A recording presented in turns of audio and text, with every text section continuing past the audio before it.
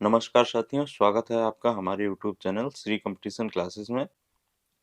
साथियों, आज का लेक्चर आप सभी के लिए एग्जाम की दृष्टि से बहुत ही महत्वपूर्ण होने वाला है। साथियों, आज के इस लेक्चर में हम एग्जाम में आ रहे क्वेश्चंस के आधार पर निम्नांकित टॉपिकों से संबंधित प्रश्नों एवं तथ्यों का अध्ययन करेंगे। साथियों, लेक्चर के अंत तक बने रहिएगा, जिससे कि आने वाले एग्जाम में आप इन सभी टॉपिकों से संबंधित प्रश्नों के उत्तर बहुत ही आसानी से दे सकें। टॉपिक कौन कौन से रहेंगे आज के लेक्चर में? प्रमुख लोक नृत्य, प्रमुख नियुक्तियां, प्रमुख व्यक्तित्व, खेल खिलाड़ी, मंत्री एवं मंत्रालय, राज्यों के राज्यपाल एवं मुख्यमंत्री, प्रमुख जनजातियां, प्रमुख अनुच्छेद एवं अनुसूचियां, प्रमुख संगठन एवं उनके मुख्यालय, जनगणना 2011 से संबंधित तथ्य, प्रमुख योजनाएं, पंचवर्षीय योजनाएं एवं उनके उद्देश्य, प्रमुख राजवंश एवं उनके संस्थापक, प्रमुख विद्रोह, भारत की प्रथम महिलाएं, प्रमुख युद्ध एवं अन्य महत्वपूर्ण तथ्यों का इस लेक्चर में संकलन रहेगा। तो आइए साथियों, प्रारंभ करते हैं। साथियों, पहला क्वेश्चन देखते हैं, अवध पर अंग्रेजों ने कब कब्जा किया? तो आंसर हो जाएगा हमारा, अवध पर अंग्रेजों ने 1856 में कब्जा किया। सबसे पहला विलय करने वाला राज्य कौन सा था? वो था सतारा। 1848 में इसका विलय किया गया था। फिर संबलपुर और जैतपुर का विलय किया गया था 1849 में। फिर झांसी का 1853 में, नागपुर का 1856 में। तो साथियों, इस प्रश्न से संबंधित जो भी महत्वपूर्ण तथ्य थे उनका डिस्कशन हमने कर लिया है। अब आइए चलते हैं नेक्स्ट प्रश्न की ओर। नेक्स्ट क्वेश्चन है, कौन सा राज्य बांग्लादेश से 3 तरफ से घिरा हुआ है? तो आंसर हो जाएगा हमारा त्रिपुरा। अब इससे संबंधित इंपॉर्टेंट फैक्ट्स क्या हो सकते हैं वो डिस्कस कर लेते हैं। सबसे लंबी तटरेखा वाला राज्य यदि पूछा जाए तो आंसर हो जाएगा हमारा गुजरात। सबसे छोटी तटरेखा वाला राज्य गोवा। भारत के साथ स्थलीय सीमा साझा करने वाले देशों की संख्या 7। कौन कौन से देश हैं? बांग्लादेश, ये सबसे लंबी सीमा भारत के साथ बनाता है। फिर चीन हो जाएगा, पाकिस्तान, नेपाल, म्यांमार, भूटान और अफगानिस्तान सबसे छोटी सीमा भारत के साथ साझा करता है। भारत की स्थलीय सीमा की लंबाई कितनी है? तो भारत की स्थलीय सीमा की लंबाई 15,200 किलोमीटर है। मुख्य भूमि की तटीय सीमा की लंबाई कितनी है? तो ये 6,100 किलोमीटर है। इस प्रकार इस प्रश्न से संबंधित प्रमुख तथ्यों का डिस्कशन कर लिया गया है। अब आइए नेक्स्ट प्रश्न की ओर चलते हैं। नेक्स्ट क्वेश्चन है, उत्तर प्रदेश का मुख्यमंत्री कौन है? तो उत्तर प्रदेश के वर्तमान में मुख्यमंत्री कौन है? श्री योगी आदित्यनाथ। दूसरा तथ्य है, उत्तर प्रदेश के प्रथम मुख्यमंत्री कौन थे? पंडित गोविंद बल्लभ पंत। नेक्स्ट फैक्ट क्या है, उत्तर प्रदेश की प्रथम राज्यपाल कौन थी? सरोजनी नायडू। भारत की प्रथम महिला राज्यपाल, ये भी हो जाएगा सरोजनी नायडू। भारत की प्रथम महिला मुख्यमंत्री, आंसर हो जाएगा हमारा सुचेता कृपलानी। इसी प्रकार नेक्स्ट प्रश्न कौन सा है, मैरी कॉम किस खेल से संबंधित है? तो मैरी कॉम मुक्केबाजी से संबंधित है। कहाँ की रहने वाली हैं? मणिपुर की रहने वाली हैं। मीराबाई चानू वेट लिफ्टर हैं, यानी भारोत्तोलक हैं। कहाँ की रहने वाली हैं? मणिपुर की। हिमा दास धावक हैं। ठीक है। पीवी सिंधु बैडमिंटन खेलती हैं। ठीक है। किस राज्य की रहने वाली? हैदराबाद की। पीआर श्रीजेश, ये कौन है? ये हॉकी टीम इंडिया के गोलकीपर हैं। कहाँ के रहने वाले हैं? केरल के रहने वाले हैं। मिताली राज किस खेल से संबंधित है? ये क्रिकेट से संबंधित हैं। कहाँ की रहने वाली हैं? राजस्थान की। सैफाली वर्मा, ये भी क्रिकेट से संबंधित हैं। कहाँ की रहने वाली हैं? हरियाणा की। इसी प्रकार स्मृति मंधाना भी क्रिकेट से ही संबंधित हैं। बबीता फोगाट किस खेल से संबंधित हैं? कुश्ती से संबंधित हैं। कहाँ की रहने वाली हैं? हरियाणा की। तो इस प्रकार साथियों, इस प्रश्न से संबंधित महत्वपूर्ण तथ्यों का। अब आइए साथियों, अगले प्रश्न की ओर चलते हैं। अगला प्रश्न है हमारा, राष्ट्रमंडल खेल 2022 कहाँ हुए? तो आंसर हो जाएगा हमारा, राष्ट्रमंडल खेल 2022 बर्मिंघम इंग्लैंड में आयोजित हुए। ठीक है। ये कौन से थे? 22वें खेल थे। 23वें राष्ट्रमंडल खेलों का आयोजन कहाँ किया जाएगा? तो आंसर हो जाएगा हमारा, ऑस्ट्रेलिया के विक्टोरिया राज्य में। ये यूपी पीसीएस 2022 के प्रारंभिक परीक्षा में पूछा गया था। 22वें राष्ट्रमंडल खेल में शीर्ष पे कौन रहा? तो हमारा आंसर हो जाएगा ऑस्ट्रेलिया, कुल 178 पदकों के साथ शीर्ष पर रहा। इस पदक तालिका में भारत ने कुल कितने पदक प्राप्त किए? तो आंसर हो जाएगा हमारा कुल 61 पदक भारत ने प्राप्त किए और यह चौथे स्थान पर रहा। स्वर्ण पदक कितने प्राप्त किए? 22 स्वर्ण पदक प्राप्त किए भारत ने। अब आइए साथियों देख लेते हैं कि राष्ट्रमंडल खेल 2022 के उद्घाटन समारोह में भारतीय दल के ध्वजधावक कौन थे? तो आंसर हो जाएगा हमारा मनप्रीत सिंह, ये हॉकी से संबंधित, और पीवी सिंधु जो कि बैडमिंटन से संबंधित हैं। और समापन समारोह में भारतीय दल के ध्वजधावक कौन थे? तो आंसर हो जाएगा हमारा निकहत जरीन, ये मुक्केबाज है। अंचत शरत कमल, ये टेबल टेनिस से संबंधित थे। तो ये भारतीय दल के समापन समारोह के ध्वजधावक थे। अब ये यहाँ पे आपको एक कंपाइलेशन दिया गया है जिन्होंने भारतीय दल का प्रतिनिधित्व करते हुए स्वर्ण पदक प्राप्त किया। इसमें मीराबाई चानू हैं, बजरंग पूनिया हैं, साक्षी मलिक हैं, दीपक पूनिया हैं, रवि कुमार दहिया हैं, विनेश फोगाट हैं। इस प्रकार ये इसको आप एक बार देख लें। पीवी सिंधु हैं, इन्होंने बैडमिंटन में महिला एकल में स्वर्ण पदक जीता। ठीक है, तो इस प्रकार आप देख लें यहाँ पे सही से या नोट कर लें, जिससे कि आगे एग्जाम में 2022 के राष्ट्रमंडल खेलों से कोई प्रश्न एग्जाम में पूछा जाता है तो उसका उत्तर आप आसानी से दे पाएं। नेक्स्ट प्रश्न है, ऋग्वेद में सूक्तों की संख्या कितनी है? तो ऋग्वेद में सूक्तों की संख्या आंसर हो जाएगा हमारा 1028 सूक्त हैं। ठीक है, और इससे महत्वपूर्ण संबंधित तथ्य कौन से हो सकते हैं इसके बारे में? इसकी उत्पत्ति कब हुई? तो इसकी उत्पत्ति 1700 ईसा वर्ष पूर्व हुई। यह सबसे प्राचीन वेद है। ऋग्वेद में कुल कितने मंडल हैं? 10 मंडल हैं। सबसे प्राचीन मंडल कौन सा है? दूसरा मंडल है। और सबसे नवीन मंडल 10वां मंडल है। ठीक है, ऋग्वेद के किस मंडल में वर्ण व्यवस्था का वर्णन किया गया है? तो आंसर हो जाएगा हमारा 10वें मंडल में वर्ण व्यवस्था का वर्णन किया गया है। ठीक है, ऋग्वेद के तीसरे मंडल में गायत्री मंत्र का उल्लेख किया गया। नेक्स्ट प्रश्न, विश्व व्यापार संगठन का मुख्यालय कहाँ है? तो आंसर हो जाएगा हमारा जिनेवा, स्विट्जरलैंड। इसी प्रकार इससे संबंधित अन्य तथ्य कौन कौन से हो सकते हैं? जैसे पूछा जा सकता है अंतरराष्ट्रीय श्रम संगठन का मुख्यालय कहाँ है? तो वो भी हमारा आंसर हो जाएगा जिनेवा, स्विट्जरलैंड। विश्व स्वास्थ्य संगठन का मुख्यालय कहाँ स्थित है? वो भी जिनेवा, स्विट्जरलैंड में। अंतरराष्ट्रीय परमाणु ऊर्जा एजेंसी का मुख्यालय कहाँ स्थित है? वियना, ऑस्ट्रिया में स्थित है। संयुक्त राष्ट्र शैक्षिक, वैज्ञानिक एवं सांस्कृतिक संगठन यूनेस्को का मुख्यालय कहाँ है? पेरिस, फ्रांस में है।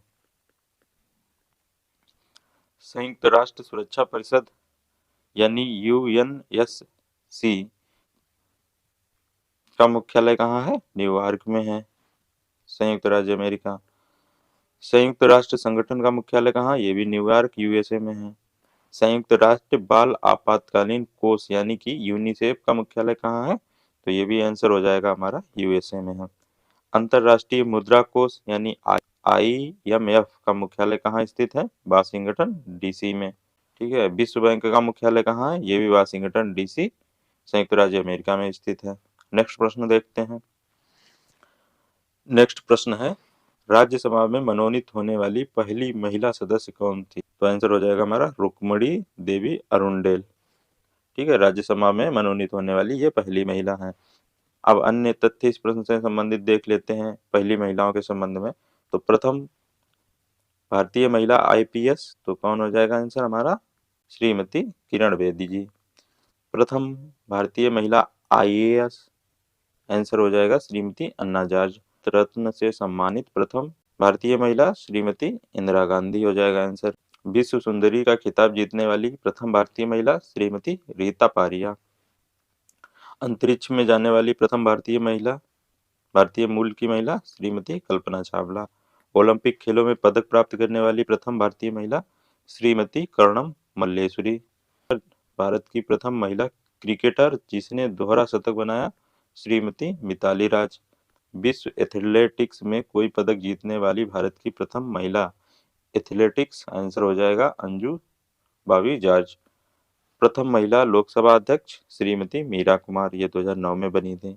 एवरेस्ट पर पहुंचने वाली प्रथम भारतीय महिला श्रीमती बछेंद्री पाल।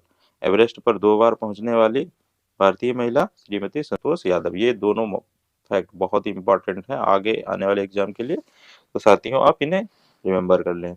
एक तो ये कि एवरेस्ट पर पहुंचने वाली प्रथम भारतीय महिला कौन थी, तो आंसर हो जाएगा हमारा श्रीमती बछेंद्री पाल।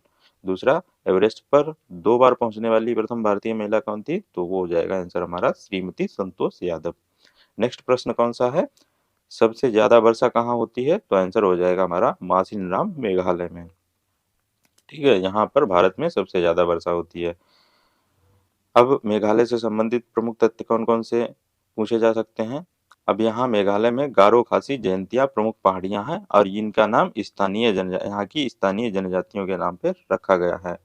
यहाँ एक महत्वपूर्ण पार्क है केबुल लामजाओ पार्क, जो कि तैरता हुआ पार्क है। इसकी विशेषता है फ्लोटिंग पावर की। नेक्स्ट, मेघालय के वर्तमान मुख्यमंत्री कौन है इस समय, कॉनराड संगमा जी हैं। मेघालय के वर्तमान राज्यपाल कौन है, तथागत राय है। तो मेघालय से संबंधित महत्वपूर्ण तथ्यों पर चर्चा की। अब नेक्स्ट प्रश्न देखते हैं कौन सा है। नेक्स्ट प्रश्न है, कुचिपुड़ी किस राज्य का लोक नृत्य है, तो आंसर हो जाएगा हमारा आंध्र प्रदेश का लोक नृत्य है कुचिपुड़ी। अब देखते हैं कुछ महत्वपूर्ण राज्यों के लोक नृत्य कौन कौन से हैं। जैसे असम का लोक नृत्य कौन सा है, बिहू। केरल का कथकली और मोहिनीअट्टम, ये केरल का इम्पोर्टेंट है, आगे वाले एग्जाम्स के लिए पूछा जा सकता है। तमिलनाडु का भरतनाट्यम। उत्तर प्रदेश का कथक, नौटंकी, रासलीला, कजरी, जैता, ये इम्पोर्टेंट है उत्तर प्रदेश के।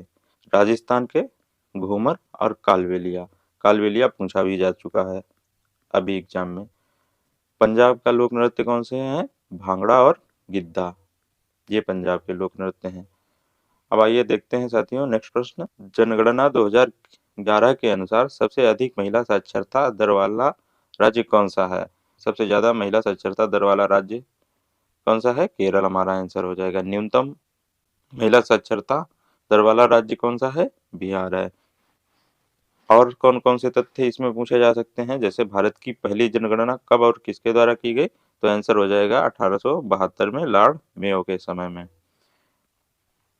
भारत में नियमित जनगणना की शुरुआत कब और किसके द्वारा की गई, तो आंसर हो जाएगा हमारा 1881 लॉर्ड रिपिन के द्वारा।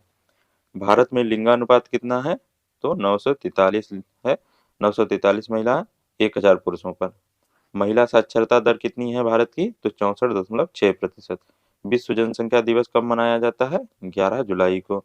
शहरी लिंगानुपात कितना है, 929 महिलाएं प्रति 1000 पुरुषों पर। सबसे अग्रणी केंद्र शासित प्रदेश साक्षरता की दृष्टि से कौन सा है, लक्षद्वीप है। सबसे अग्रणी राज्य साक्षरता की दृष्टि से कौन सा है, केरल है। सबसे अधिक प्रजनन दर वाला राज्य कौन सा है, बिहार 3.7। सबसे कम प्रजनन दर वाला राज्य कौन सा है, तमिलनाडु, इंपॉर्टेंट है। सबसे छोटा केंद्र शासित प्रदेश जनसंख्या घनत्व की दृष्टि से कौन सा है, अंडमान निकोबार द्वीप समूह। सबसे छोटा राज्य जनसंख्या घनत्व कौन सा है, अरुणाचल प्रदेश है। तो साथियों यहाँ पे जनगणना से संबंधित कुछ प्रमुख तथ्यों को डिस्कस किया गया। चलते हैं नेक्स्ट प्रश्न की ओर। साथियों जनगणना से संबंधित हमारा वीडियो आपको जल्द ही मिलेगा, जिसको आप देख लें। ठीक है, 20-25 मिनट का वीडियो होगा, उसमें सभी तथ्यों का समायोजन किया गया है, तो आप वीडियो की डिस्क्रिप्शन में जाके देख सकते हैं। नेक्स्ट प्रश्न, केंद्र व राज्य का संबंध किस अनुसूची से है। ठीक है, इसमें बेसिकली पूछा गया है ये केंद्र व राज्य सूची का संबंध किस अनुसूची से है, किस अनुसूची में इन प्रकार की सूचियों की चर्चा की गई है, तो आंसर हो जाएगा हमारा 7वीं अनुसूची। यानी कि 7वीं अनुसूची में 3 प्रकार की सूचियों की चर्चा मिलती है, केंद्र सूची, राज्य सूची और संवर्ती सूची। इसमें केंद्र और राज्यों के बीच शक्ति का बंटवारा किया गया है। तो पहली अनुसूची में कौन सा विषय है, संघ और उसके राज्य क्षेत्र। दूसरी अनुसूची में संवैधानिक पदों पर कार्यरत व्यक्तियों के वेतन भत्ते और पेंशन। तीसरी अनुसूची में संवैधानिक पदों पर आसीन व्यक्तियों के शपथ के संबंध में उल्लेख है। चौथी अनुसूची में राज्यसभा की सीटों का उल्लेख है। 5वीं अनुसूची किससे संबंधित है, अनुसूचित जाति और जनजातीय क्षेत्रों के प्रशासन से संबंधित है। 6ठी अनुसूची असम, त्रिपुरा, मेघालय और मिजोरम के जनजातीय क्षेत्रों के प्रशासन से संबंधित है। 8वीं अनुसूची में कुल 22 भाषाओं का उल्लेख किया गया है। 9वीं अनुसूची भूमि सुधार से संबंधित है। 10वीं अनुसूची दल बदल से संबंधित है। 11वीं अनुसूची पंचायतों के प्रावधान से संबंधित है। 12वीं अनुसूची नगर निकायों के प्रावधान से संबंधित है। इस प्रकार इस प्रश्न से संबंधित महत्वपूर्ण जो भी तथ्य थे उन पर चर्चा की गई। अब आइए चलते हैं नेक्स्ट प्रश्न की ओर। बाल मुरली कृष्ण का संबंध किस वाद्य यंत्र से है? तो हमारा हो जाएगा कंजीरा, मृदंग, बाइला और वायलिन। और ये कहाँ के रहने वाले थे? ये कर्नाटक के रहने वाले थे। इस प्रकार देखते हैं अन्य महान व्यक्तित्व कौन कौन से हैं, उनका संबंध किस वाद्य यंत्र से है। जैसे पंडित हरिप्रसाद चौरसिया का संबंध किस वाद्य यंत्र से है? तो ये बांसुरी वादक थे। पंडित भीमसेन जोशी ये शास्त्रीय संगीतज्ञ थे। डॉक्टर एम एस सुभालक्ष्मी ये शास्त्रीय संगीतज्ञनी थी। ठीक है, इन्हें द नाइटिंगेल ऑफ कर्नाटक संगीत की उपाधि दी गई थी। उस्ताद अमजद अली खान किस वाद्य यंत्र से संबंधित हैं? सरोद वादक थे, ये सरोद सम्राट के रूप में जाने जाते थे। उस्ताद बड़े गुलाम अली खान ये शास्त्रीय संगीतज्ञ थे, पटियाला घराने से संबंधित थे। उस्ताद जाकिर हुसैन ये शास्त्रीय तबला वादक थे। ठीक है, पंडित रविशंकर सितार वादक। उस्ताद बिस्मिल्लाह खां ये शहनाई वादक थे। स्किल इंडिया मिशन किस मंत्रालय के अंतर्गत आता है? तो आंसर हो जाएगा हमारा उद्यमिता मंत्रालय। और इसकी स्थापना कब की गई थी? 15 जुलाई 2015 को। अन्य प्रमुख योजनाओं पर चर्चा कर लेते हैं। प्रधानमंत्री जन धन योजना कब प्रारंभ की गई? तो ये आंसर हो जाएगा हमारा 15 अगस्त 2014। प्रधानमंत्री जीवन ज्योति बीमा योजना कब प्रारंभ की गई? 9 मई 2015। प्रधानमंत्री सुरक्षा बीमा योजना ये भी 9 मई 2015 को प्रारंभ की गई। अटल पेंशन योजना इंपॉर्टेंट है, ये कब स्टार्ट की गई? 9 मई 2015 को। स्टैंड अप इंडिया योजना ये कब प्रारंभ की गई? 5 अप्रैल 2016 को। इम्पोर्टेंट फैक्ट है। प्रधानमंत्री कृषि सिंचाई योजना कब प्रारंभ की गई? ये 2015 में। प्रधानमंत्री फसल बीमा योजना कब प्रारंभ की गई? 13 जनवरी 2016 को। स्वामित्व योजना कब प्रारंभ की गई? ये साथियों आने वाले एग्जाम के लिए बहुत ही महत्वपूर्ण है और ये पूरे देश में इस समय प्रारंभ की जा चुकी है और अच्छे से इस पे कार्य हो रहा है। तो 24 अप्रैल 2021 में माननीय प्रधानमंत्री नरेंद्र मोदी जी द्वारा इस योजना का शुभारंभ किया गया। प्रधानमंत्री किसान सम्मान निधि योजना का प्रारंभ कब किया गया? तो आंसर हो जाएगा हमारा 24 फरवरी 2019। ठीक है, नेक्स्ट प्रश्न देखते हैं। प्राण एवं दैहिक स्वतंत्रता का संरक्षण किस अनुच्छेद से संबंधित है? तो आंसर हो जाएगा हमारा अनुच्छेद 21 से संबंधित है। प्राण और दैहिक स्वतंत्रता का संरक्षण। भारतीय संविधान में कितने मौलिक अधिकार दिए गए हैं? 6 मौलिक अधिकार नागरिकों को प्रदान किए गए हैं। कौन कौन से 6 अधिकार हैं? सबसे पहला समता का अधिकार, अनुच्छेद 14 से 18 में इसका वर्णन मिलता है। दूसरा स्वतंत्रता का अधिकार, अनुच्छेद 19 से 22 तक इसका वर्णन है। तीसरा शोषण के विरुद्ध अधिकार, इसका वर्णन अनुच्छेद 23 और 24 में है। धर्म की स्वतंत्रता का अधिकार, इसका वर्णन अनुच्छेद 25 से 28 तक है। संस्कृति और शिक्षा से संबंधित अधिकार, अनुच्छेद 29 और 30 में इसका वर्णन है। संवैधानिक उपचारों का अधिकार, इसका वर्णन अनुच्छेद 32 में है। अब साथियों देख लेते हैं कि केवल भारतीय नागरिकों या नागरिकों को प्राप्त होने वाले कौन से अधिकार हैं जो विदेशियों को प्राप्त नहीं है। तो सबसे पहला अधिकार जो सिर्फ नागरिकों को प्राप्त है वो ये है अनुच्छेद 14 का धर्म, मूल वंश, लिंग और जन्म स्थान के आधार पर विभेद का प्रतिषेध।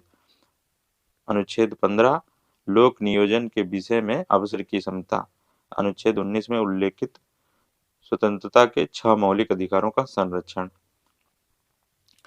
अनुच्छेद 29 अल्पसंख्यकों की भाषा, लिपि और संस्कृति का संरक्षण। अनुच्छेद 30 शिक्षण संस्थानों की स्थापना और प्रशासन करने का अल्पसंख्यक वर्गों का अधिकार। तो इस प्रकार साथियों ये जो 5 मौलिक अधिकार हैं, अनुच्छेद 14, अनुच्छेद 15, अनुच्छेद 19, अनुच्छेद 29, अनुच्छेद 30 में जो वर्णित मौलिक अधिकार हैं वो सिर्फ भारतीय नागरिकों यानी केवल नागरिकों को प्राप्त हैं। इनके अलावा शेष सभी मौलिक अधिकार नागरिकों के साथ साथ विदेशियों को भी प्राप्त हैं। तो आइए साथियों चलते हैं नेक्स्ट प्रश्न की ओर। नेक्स्ट प्रश्न है हमारा मौलिक कर्तव्य किस प्रधानमंत्री के शासनकाल में जोड़े गए? तो आंसर हो जाएगा हमारा इंदिरा गांधी के शासनकाल में जोड़े गए। ठीक है, तो इससे संबंधित महत्वपूर्ण तथ्य कौन-कौन से हो सकते हैं? मौलिक कर्तव्यों का प्रावधान देखते हैं। मौलिक कर्तव्यों का विचार कहाँ से लिया गया? रूस के संविधान से, यानी तत्कालीन सोवियत संघ से प्रेरित है। इन्हें 42वें संविधान संशोधन अधिनियम 1976 द्वारा स्वर्ण सिंह समिति की सिफारिशों के आधार पर संविधान के भाग 4 का में जोड़ा गया, 4th ए में जोड़ा गया। ठीक है, मूल रूप से मौलिक कर्तव्यों की संख्या कितनी थी? तो मूल रूप से मौलिक कर्तव्यों की संख्या 10 थी। 86वें संविधान संशोधन अधिनियम 2002 के माध्यम से एक और मूल कर्तव्य जोड़ा गया। वो कौन सा था मूल कर्तव्य? 6 से 14 वर्ष की आयु तक के सभी वर्ग के माता पिता द्वारा शिक्षा का अवसर प्रदान किए जाने का कर्तव्य। इसे 86वें संविधान संशोधन अधिनियम 2002 द्वारा जोड़ा गया। और मौलिक कर्तव्य किस अनुच्छेद में है? तो ये अनुच्छेद 51 ए में रखे गए हैं। ठीक है, किस भाग में है? तो ये हो जाएगा भाग 4th ए या भाग 4 ए। नेक्स्ट प्रश्न देखते हैं, बीसीसीआई का फुल फॉर्म क्या है? तो आंसर हो जाएगा board of control for cricket in India, यानी भारतीय क्रिकेट कंट्रोल बोर्ड। इसके वर्तमान अध्यक्ष कौन है? रोजर बिन्नी है इसके वर्तमान अध्यक्ष। वर्तमान मुख्य कोच कौन है? राहुल द्रविड़ है। वर्तमान कप्तान कौन है? रोहित शर्मा है। नेक्स्ट प्रश्न देखते हैं। नेक्स्ट प्रश्न है, मनरेगा कब शुरू किया गया? तो आंसर हो जाएगा हमारा मनरेगा वर्ष 2005 में इसका अधिनियम आया था। किस अधिनियम के तहत ये शुरू किया गया? राष्ट्रीय ग्रामीण रोजगार गारंटी अधिनियम 2005 में, और 2006 में ये प्रारंभ किया गया था। और 2010 में इसका नाम बदलकर बेसिकली ये 2005 में जो अधिनियम आया था नरेगा के नाम से, और 2010 में इसे परिवर्तित करके मनरेगा कर दिया गया था। ठीक है, तो ये एक इम्पॉर्टेंट फैक्ट है, नरेगा को परिवर्तित करके मनरेगा कब किया गया? तो आंसर हो जाएगा 2010। यह विश्व का सबसे बड़ा सामाजिक कल्याणकारी कार्यक्रम है। मनरेगा कार्यक्रम के तहत प्रत्येक परिवार के अकुशल श्रम करने के इच्छुक वयस्क व्यक्तियों के लिए 100 दिन के रोजगार का प्रावधान किया गया है। सूखाग्रस्त क्षेत्रों और जनजातीय इलाकों में मनरेगा के तहत 150 दिनों का रोजगार का प्रावधान किया गया है। नेक्स्ट प्रश्न देखते हैं, 2022 में अटॉर्नी जनरल किसे नियुक्त किया गया? तो आंसर हो जाएगा हमारा आर वेंकट रमणी वर्तमान में भारत के अटॉर्नी जनरल हैं। नेक्स्ट देख लेते हैं, चीफ ऑफ डिफेंस स्टाफ इस समय कौन है? तो general Anil Singh Chauhan chief of defence staff इस समय। इंपॉर्टेंट क्वेश्चन है एग्जाम की दृष्टि से आने वाले। वर्तमान में थल सेना प्रमुख कौन है? थल सेना प्रमुख है जनरल मनोज पांडे। वायु सेना प्रमुख कौन है? तो एयर मार्शल BR चौधरी। नौसेना प्रमुख कौन है? नौसेना प्रमुख है एडमिरल R हरि कुमार। प्रमुख चुनाव आयुक्त कौन है इस समय? राजीव कुमार। और प्रथम चुनाव आयुक्त कौन थे? सुकुमार सेन। इंपॉर्टेंट है। प्रमुख सूचना आयुक्त, वर्तमान में प्रमुख सूचना आयुक्त कौन है? यशवर्धन सिन्हा। भारत के नियंत्रक एवं महालेखा परीक्षक वर्तमान में कौन है? तो आंसर हो जाएगा हमारा श्री गिरीश चंद्र मुर्मू जी वर्तमान में CAG हैं, कैग हैं। केंद्रीय सतर्कता आयुक्त वर्तमान में कौन है? तो आंसर हो जाएगा श्री सुरेश एन पटेल। CBSE के चेयरमैन कौन है? ये अभी एग्जाम में पूछा गया है, जो अभी एग्जाम हुआ है। तो आंसर हो जाएगा IAS मनोज आहूजा को CBSE का नया चेयरमैन नियुक्त किया गया है। नेक्स्ट क्वेश्चन, पहली पंचवर्षीय योजना कब प्रारंभ की गई? तो आंसर हो जाएगा हमारा 1951 में प्रथम पंचवर्षीय योजना को प्रारंभ किया गया था। किसके द्वारा? प्रधानमंत्री जवाहरलाल नेहरू जी के द्वारा। ठीक है, और इन पंचवर्षीय योजनाओं के संचालन के लिए योजना आयोग का गठन कब किया गया? 15 मार्च 1950 में। ये इंपॉर्टेंट है, योजना आयोग का गठन कब किया गया एग्जाम की दृष्टि से, तो इसको साथियों याद कर लें आप। वर्ष 1951 से 2017 तक जो भारतीय अर्थव्यवस्था का मॉडल रहा है वो पंचवर्षीय योजनाओं पर आधारित रहा है, और 2017 के बाद ये मॉडल चेंज कर दिया गया है।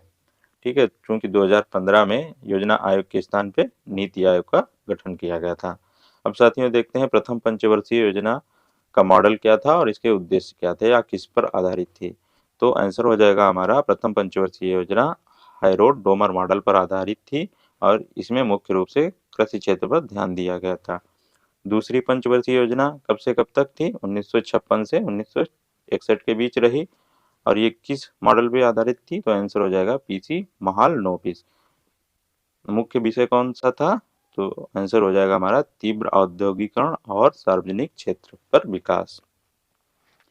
तृतीय पंचवर्षीय योजना कब से कब तक रही? तृतीय पंचवर्षीय योजना 1961 से 1966 के बीच रही और इसमें कृषि और गेहूं उत्पादन के सुधार पर प्रमुख ध्यान दिया गया।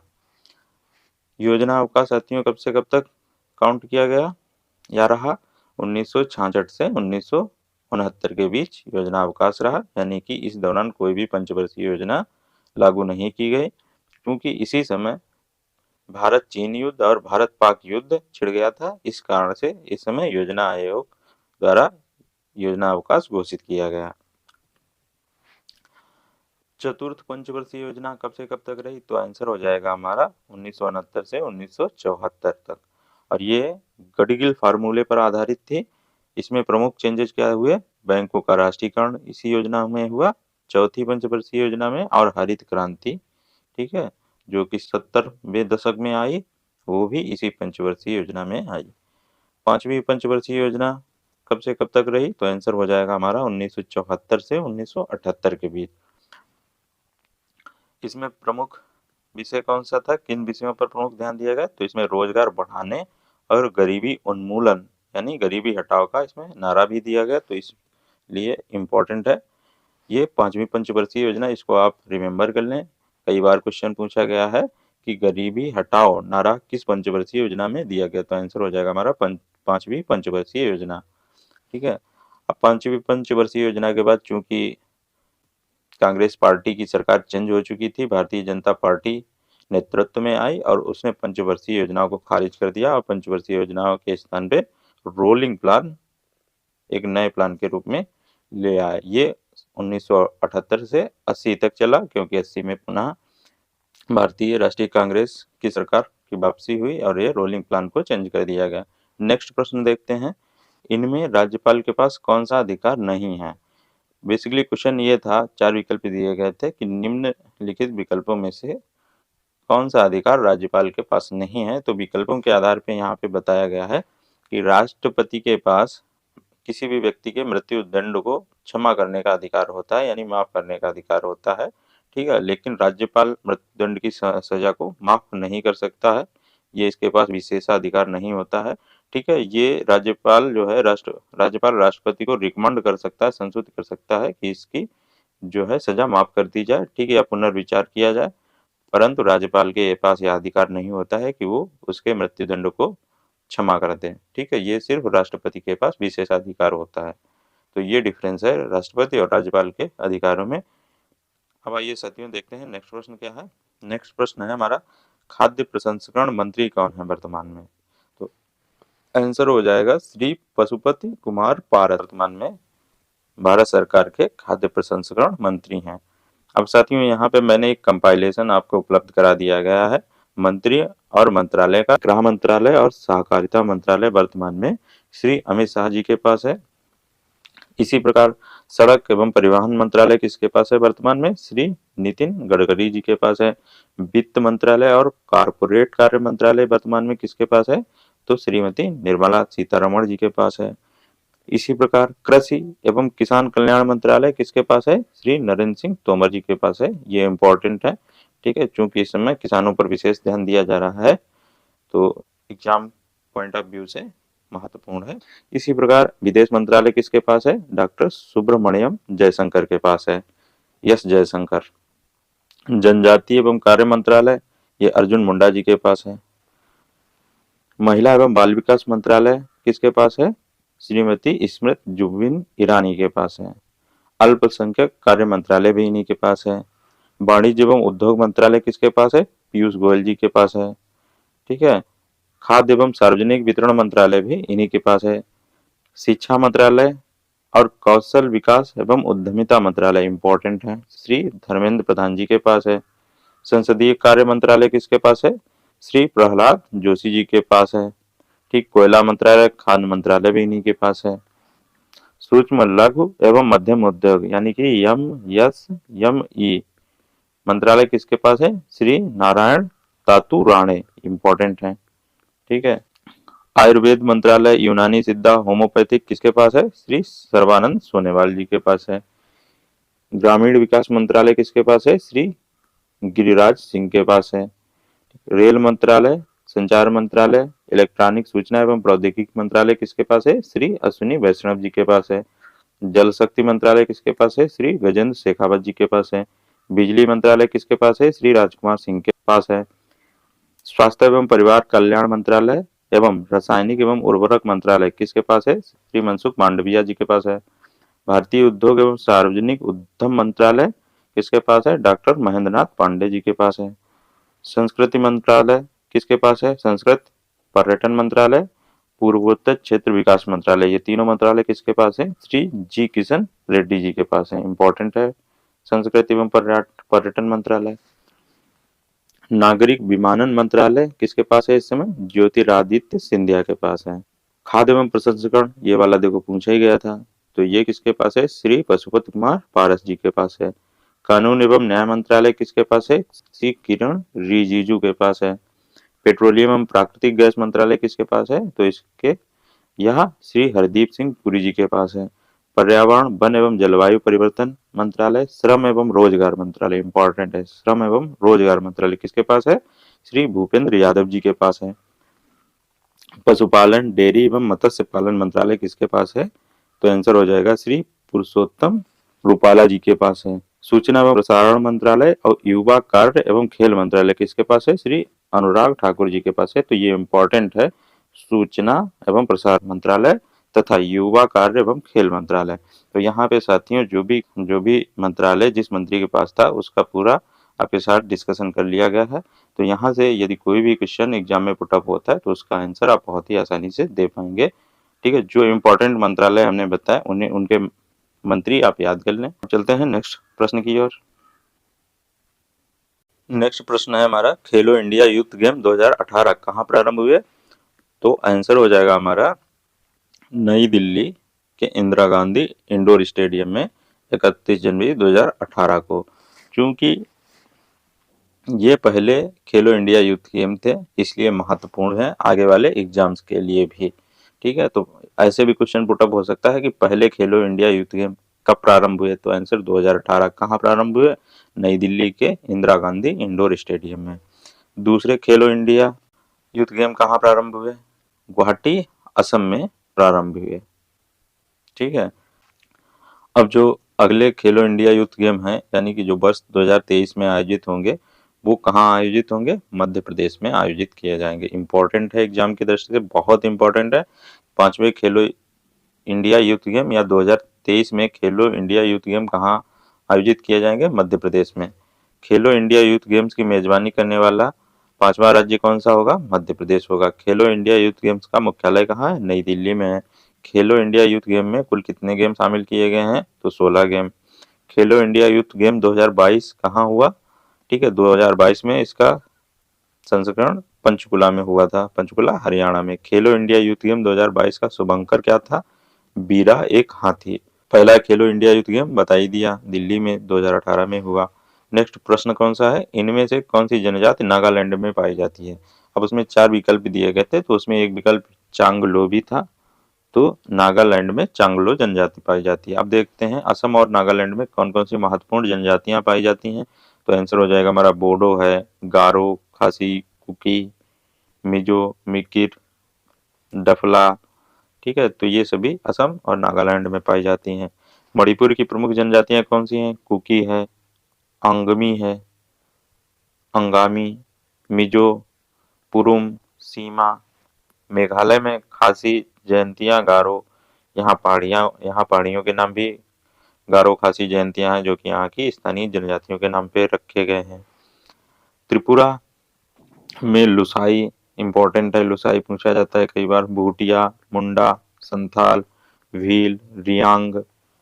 अरुणाचल प्रदेश में अबोर, अक्का, बरमास, डपला, गालूंग, मिसमी, सिंगपो आदि महत्वपूर्ण है।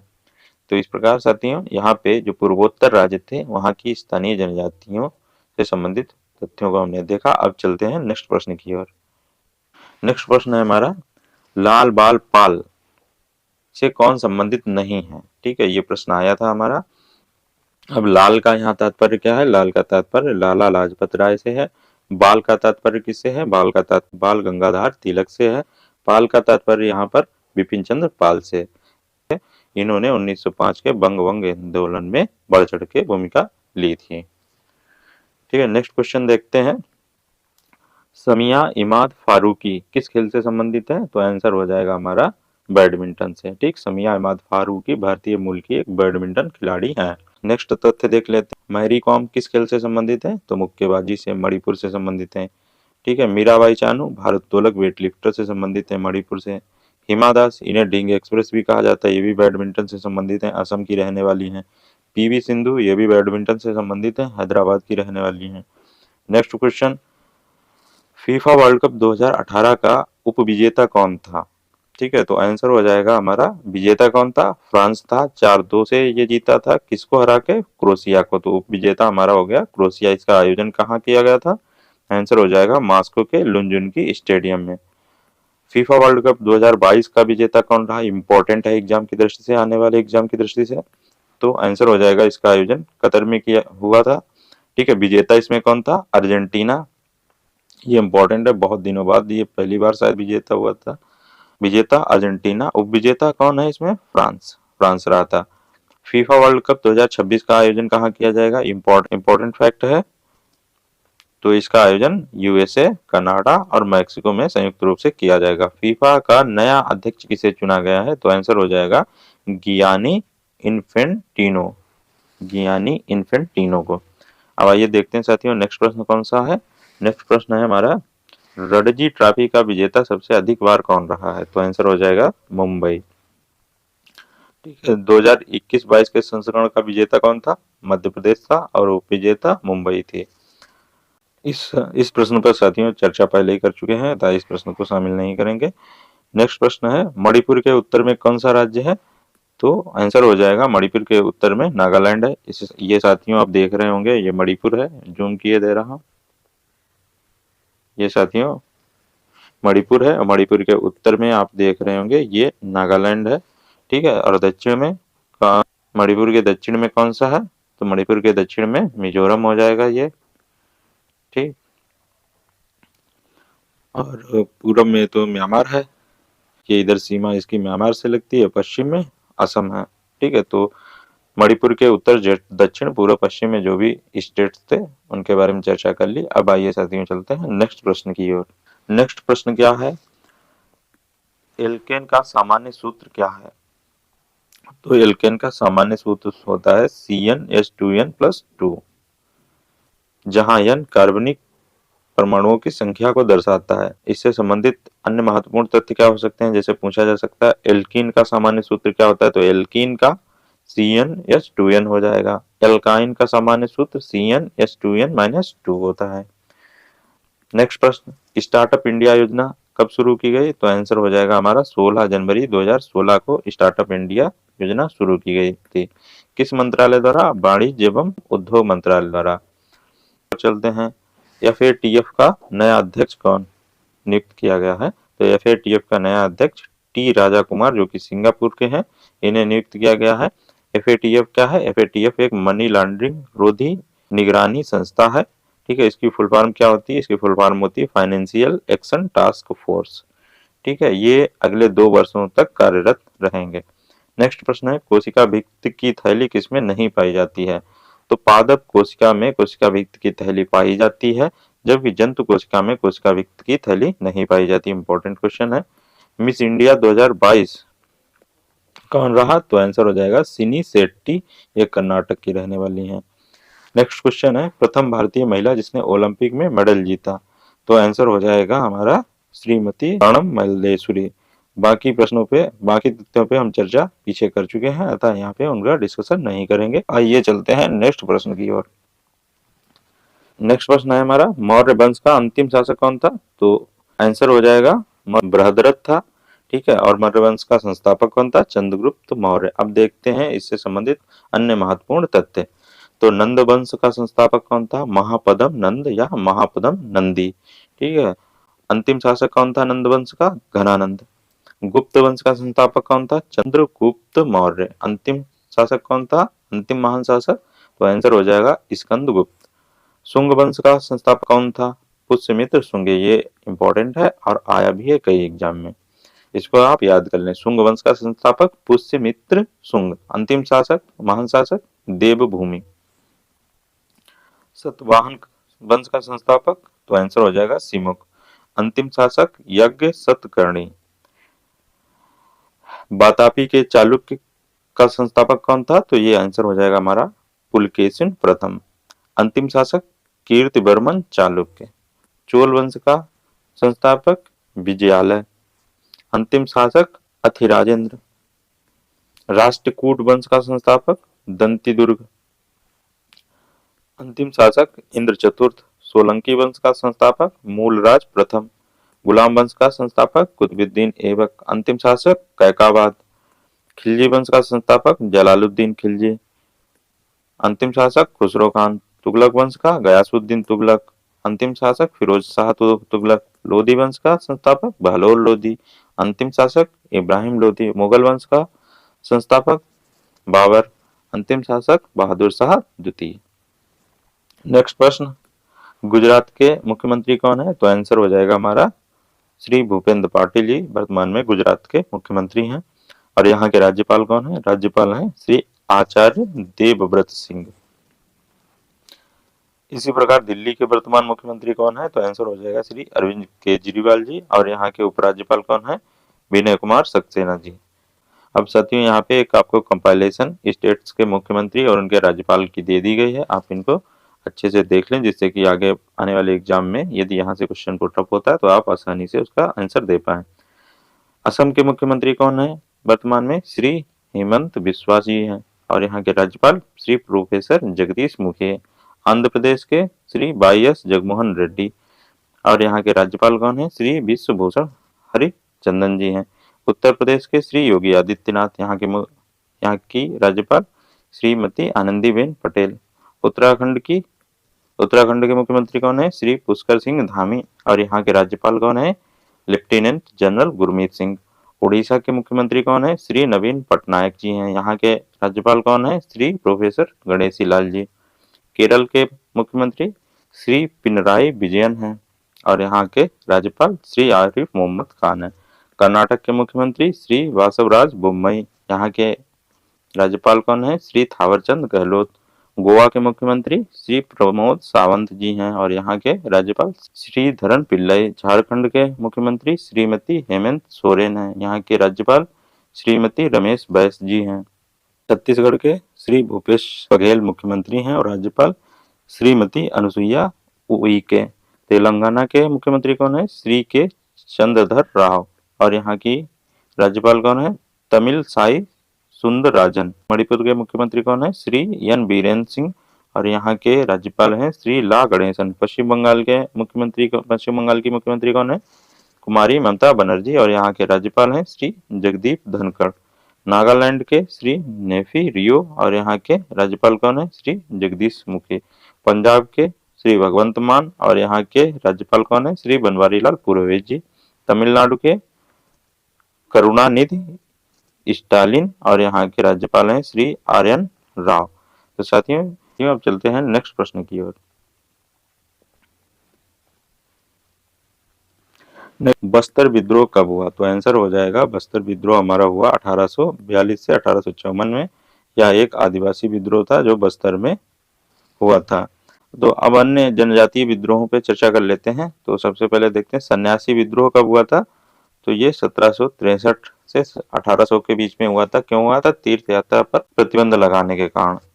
कोल विद्रोह कब हुआ? कोल विद्रोह 1831 से 32 के बीच हुआ। कहाँ हुआ? छोटा नागपुर पठार में। इसके नेता कौन थे? प्रमुख नेता बुद्धो भगत थे। पागलपंथी विद्रोह कब हुआ? 1813 से 1883 के बीच। खासी विद्रोह 1827 से 1833 के बीच हुआ और ये कहाँ हुआ? मेघालय में। इसके प्रमुख नेता कौन से? तीर्थ सिंह। रंपा विद्रोह 1822 से 1824 के बीच हुआ। कहाँ हुआ? आंध्र प्रदेश में। इसके प्रमुख नेता कौन थे? राजू रंपा। रमोसी विद्रोह कहाँ हुआ? ये पश्चिमी घाट में यानी महाराष्ट्र में हुआ। ठीक है। इसके प्रमुख नेता चित्तर सिंह थे। चुआर विद्रोह 1768 में हुआ। कहाँ हुआ? बंगाल में हुआ। इसके प्रमुख नेता कौन थे? जगन्नाथ थे। संथाल विद्रोह 1856 में हुआ। इंपॉर्टेंट है संथाल विद्रोह। कहाँ हुआ? छोटा नागपुर पठार।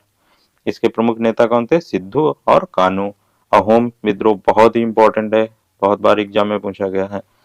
कब हुआ? 1828 में असम में हुआ। इसके प्रमुख नेता कौन थे? गोमधर कुंवर। खासी विद्रोह 1833 में हुआ। खासी पहाड़ी जो कि मेघालय में, वहां पे। भील विद्रोह 1818 से 1831 के बीच पश्चिमी तट पे हुआ।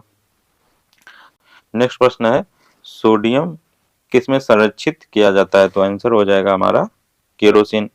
अब केमिस्ट्री से संबंधित कुछ महत्वपूर्ण तथ्यों पे चर्चा कर लेते हैं। रसोई में प्रयुक्त होने वाली एलपीजी गैस किसका मिश्रण है? तो आंसर हो जाएगा हमारा ब्यूटेन और प्रोपेन का। वह धातु जिसका गलनांक इतना कम है कि वह हाथ पे रखते ही पिघल जाता है, तो आंसर हो जाएगा हमारा गैलियम। कृत्रिम वर्षा कराने के लिए किसका प्रयोग किया जाता है? तो आंसर हो जाएगा सिल्वर आयोडाइड। बहुत ही इंपॉर्टेंट प्रश्न है। वह धातु जो बल्बों के फिलामेंट के रूप में प्रयोग की जाती है, तो आंसर हो जाएगा हमारा टंगस्टन। पेंसिल लेड किसे कहा जाता है? तो ग्रेफाइट को पेंसिल लेड कहते हैं या पेंसिल लेड ग्रेफाइट से बना होता है। परमाणु के नाभिक की खोज किसने की? तो आंसर हो जाएगा रदरफोर्ड। इंपॉर्टेंट है। स्टेनलेस स्टील तैयार करने के लिए कौन सी धातु प्रयोग में लाई जाती है? तो आंसर हो जाएगा क्रोमियम। ये भी बहुत इंपॉर्टेंट है। किस रेडियोधर्मी तत्व की किरण का प्रयोग कैंसर के उपचार में किया जाता है? तो हो जाएगा उत्तर कोबाल्ट। इंपॉर्टेंट है। एलपीजी गैस में मुख्य रूप से प्रयुक्त होने वाला तत्व कौन सा है? तो आंसर हो जाएगा ब्यूटेन। ट्रांजिस्टर बनाने में आमतौर पर किसका प्रयोग किया जाता है? सिलिकॉन का। ठीक है, सिलिकॉन की चिप बनाई जाती है। फोटोग्राफी में कौन सा यौगिक प्रयोग किया जाता है? तो फोटोग्राफी में सिल्वर ब्रोमाइड। ये इंपॉर्टेंट है। परमाणु के नाभिक के कौन कौन से अवयव हैं? तो परमाणु के नाभिक में प्रोटॉन एवं न्यूट्रॉन होते हैं। ठोस कार्बन डाइऑक्साइड को अन्य किस नाम से जाना जाता है? शुष्क बर्फ के नाम से जाना जाता है।